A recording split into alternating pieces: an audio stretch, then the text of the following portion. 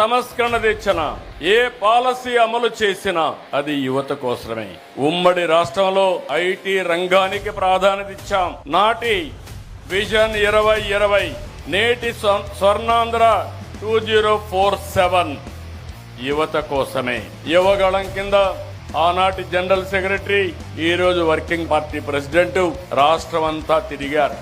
యువగళంలో నిర్దిష్టమైన హామీల కంటే ఎక్కువ అమలు చేయడానికి సిద్ధంగా ఉన్నాం.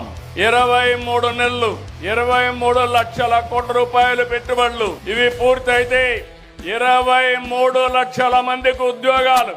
ఆ రోజు చెప్పింది 20 లక్షల మందికి ఉద్యోగాలు ఇస్తాన్నాం.